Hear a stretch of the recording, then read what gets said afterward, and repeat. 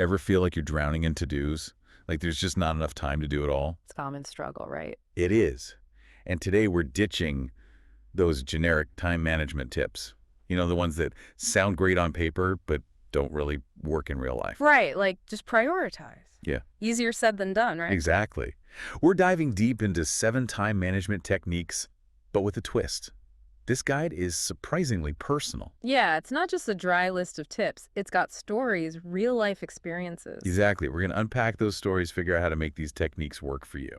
Because it's one thing to read about time management, but it's another to actually implement it, right? Huh. Especially when life gets messy. Speaking of messy, this guide's author is a successful entrepreneur and a hypnotherapist, and he uses his own life experiences, even his recent divorce, to illustrate these techniques.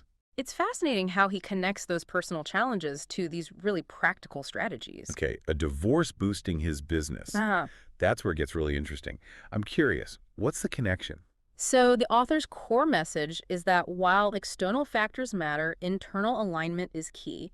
He actually argues that his divorce forced him to confront his priorities, to really get clear on what mattered. So it's not just about managing your time, it's about managing your mindset, your energy. Exactly, and aligning your actions with what truly matters to you. He talks about these things he calls DISTORTIONS, thought patterns that can really sabotage our productivity. We've got to unpack those DISTORTIONS later, but first I want to go back to that internal alignment piece.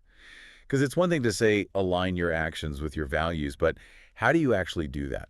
That's where he introduces this really cool concept, the three-layer goal system. He compares it to a car wheel. You need all the parts working together. I like that analogy. So what are the 3 layers? What makes up the wheel? Okay, so the first layer is fantasy.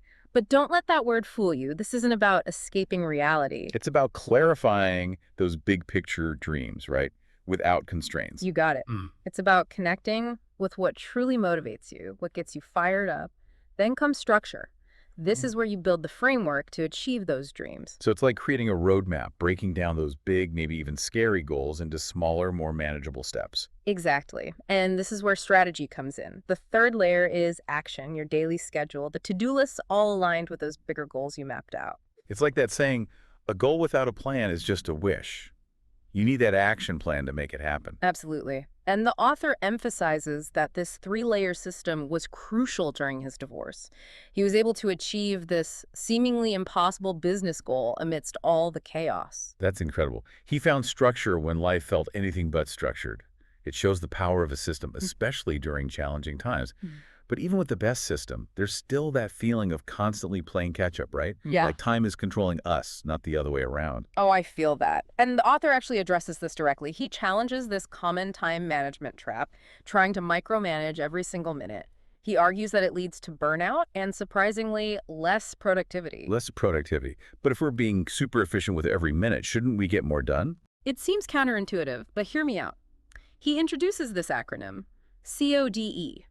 Creative, organization, decisions, and extroverted.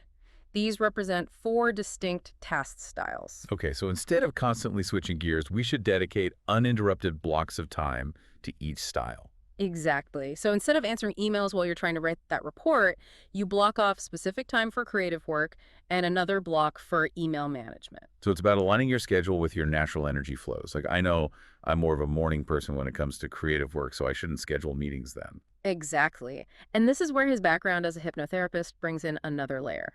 He argues that we often sabotage our productivity by constantly jumping between tasks that require different types of mental energy. That constant context switching can be incredibly draining. And he was running a business while going through divorce, right? So he was putting this into practice during a very demanding period. Precisely. And that's where these DISTORAONS come in. He's talking about those sneaky mental patterns that hold us back. Like those limiting beliefs we have about ourselves and our ability to manage time effectively. Exactly. And he doesn't just say, think positive. He gives you actual techniques for recognizing and overcoming them. Okay, so give us an example. What does one of these DISTORATIONS look like in real life? Well, let's unpack one. The D stands for disqualifying the positive. So we're onto these DISTOIAKIONS, huh? These mental gremlins that mess with our productivity. But what about that feeling when we're this close to a goal and we just self-sabotage, like snatching defeat from the jaws of victory? Oh, it's so common. The author talks about this too. He uses this powerful analogy to imagine training for a marathon your whole life, and then right before the finish line, you stop. Ouch, my heart. You're right there. You could practically see the finish line banner, and then poof. It's self-doubt, that fear of success or those external voices saying we're not good enough suddenly become deafening. And the author's been there, right? He even has a name for it. Black ball phobia. Okay, break that down for me. What is that? Imagine you're playing pool. You're about to sink the winning shot, but that black ball represents that final hurdle, the pressure point, and suddenly you're paralyzed by the fear of missing. That pressure, right? You tense up. So how do we loosen that grip? How do we sink that black ball and win? Mentorship. That's what the author stresses. Having someone who's been there, done that, can make all the difference. Someone to celebrate the wins with, but also offer support when those self-sabotaging impulses take over. It's one thing to have a mentor, though, right? But it's another to be receptive to their guidance, even when it's tough to hear. Totally. Which brings us to another important aspect the author highlights: taking action. It's about owning your choices, ditching the victim mentality, and shaping your own life day by day. Just do it, right? Sounds simple, but it's not always easy. So where do we start? He offers this tool called the decision sheet. It helps you break your goals down into 5 key areas: health, relationships, finances, life purpose, and this one's my favorite: fun. I was hoping you'd say fun. It's not just about grinding, right? We need joy in the mix. So walk us through this decision sheet. Does it involve sinking any metaphorical black balls? No black balls here. It's about making choices that align with your goals. For example, under health, he talks about the basics: sleep, hydration, mindful eating. The foundation. You can't build a skyscraper on shaky ground, right? Same with our energy. Exactly. Then there's relationships. He's a big advocate for what he calls safe and resonant connections. Relationships should energize us, not drain us dry.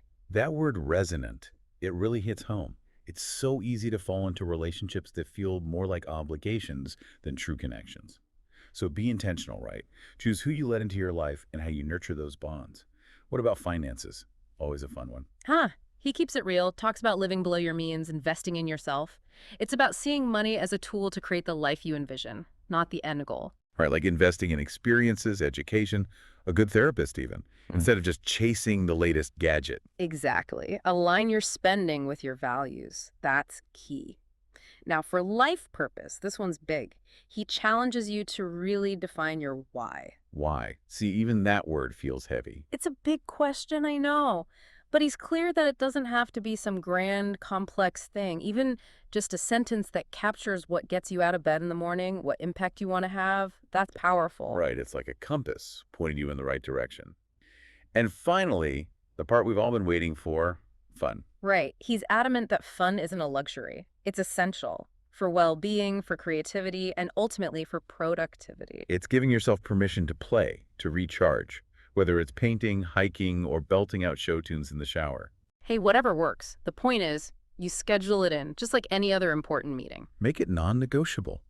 It's about building a life you actually enjoy, not one you constantly need a break from. Now, this whole taking action thing, it ties into another key takeaway from the guide. Skin in the game.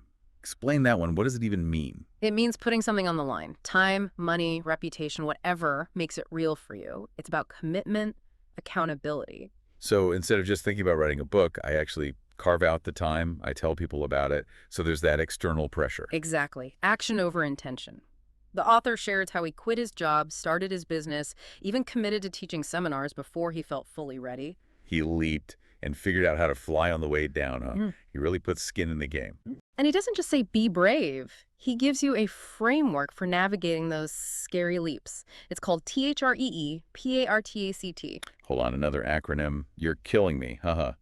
Break it down for us. What is that? Think of it like the classic hero's journey. Those stories, myths, even our own lives. We face challenges, we stumble, we rise again. THREEPARTCT breaks that journey down into 12 stages. It's like a roadmap for growth, for overcoming obstacles. So it's like having a guidebook for those inevitable moments of, what am I doing? Exactly. It's a reminder that challenges aren't failures, they're part of the journey. Each step, even the setbacks, serves a purpose.